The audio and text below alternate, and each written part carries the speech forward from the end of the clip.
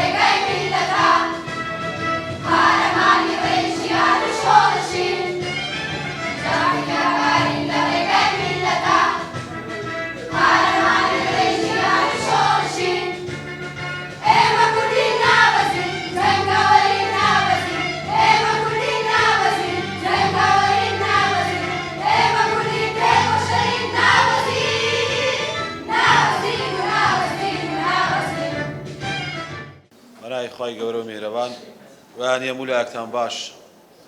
سپاس بۆ ئامادەبوونی هەموولایەک خۆشحاڵم ئەمڕۆ لێرەین لە قەزای خەبات لە گوندی گاینج بۆ کردنەوەی قوتابخانەیەکی نۆپۆلی کە لەلایەن حکوومەتی هەرێمی کوردستانەوە دروست کراوە. ئەم قوتابخانەیە سوودی دەبێت بۆ مامۆستایان و بۆ قوتابیانی ئەزیزی ئەم سنوورە و بۆ کەمکردنەوەی ئەو ئاستەنگانەی لە هاتوچۆکردنە هەبوو بۆ پەیوەندیکردن بە قوتابخانە. لایەن دانیشتوانی ئەم گوندە ئاگادار کرامەوە کە قوتابخانەیەک هەیە لە قۆناغەکانی تەواوبوونە و بەڵام لەبەر ڕاگررتنی تەمویلکردن بەوەی قەیرانی دارایی کارەکانی ڕاگیراوە. ڕاستەوخۆ لەگەڵ بەڕێز پارێزگاری هەولێر قسە کرد و پێکەوە جوهودمان کرد بۆ ئەوەی کە ڕەزامەندی تاواکردنی ئەم قوتابخانەیە وەربگرین. خۆشحاڵم ئەمڕۆ لێرە لە بەرامبەریەوە بەڵێنەمان بەجێگەیان کە ئەم قوتابخانەیەتان بۆ تەواو بکەین و بۆ هیوای قوتابیانی ئەزیز سوودی لێ وەربگرن.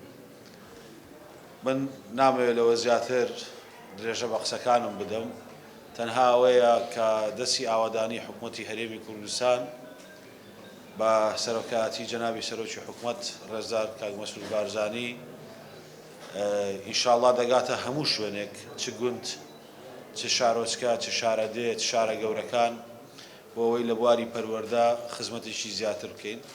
ئەرکمانە ئەم ژێرخانە پەروەردەیە باشتر بکەین و پەرەی پێ بدەین، کەم و کوڕیەکان چاک بکەینەوە و ئەمەش کاتی دەبێ و بەڵام ئیمکانێتیشی پێویستە. پلاندانراوە بۆ ئەوەی کە بزانین لەکوێ کەم و کوڕیمان هەیە بە چۆن و بە چه هەنگاوێک چارەسەریەکەین. پشت بەخوا هیمەتی هەموو لایەکمان بۆ ئەوەیە کە ژینگەیەکی باشتر شیاوتر بۆ قوتابیانی ئەزیزی ئێمە دابینکەین. دووبارە پیرۆزبایی لە دانیشتوانی ئەم گوندەوە ناوچەیەکەم. سپاس.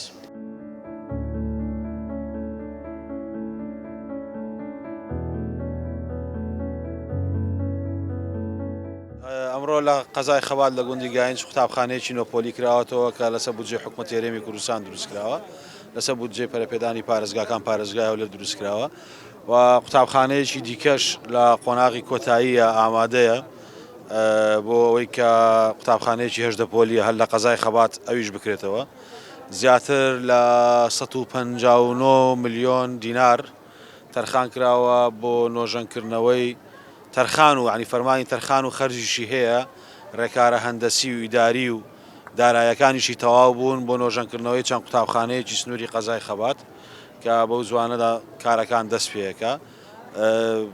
لێرە لەگەڵ بەڕێز قایمقامی قەزای خەباتیش قسەمان کردووە پێویست بێ بۆ پشتگیریکردنی کەرتی پەروەردە لە قەزای خەبات ئەنجام دەدەین. ئەم قوتابخانەیە زیاتر لە 155 قوتابی تێدا، گرنگیشی زۆری هەیە لەبەرەوەی بەشێک لە قوتابیانی ئێرە دەبواە شوێنێکی دووریان ببڕایەوە بۆ مامۆستاکانیش ئاسەنگ بوو، بەڵام ئێستا قوتابخانەیەکی شیاوی گونجاویان لەسەر ئەرکی حکوومەتی هەرێمی کوردستان بۆ دروست کراوە کە ژینگەیەکی باشتری خوێندنیان بۆ فەراهەم بێت.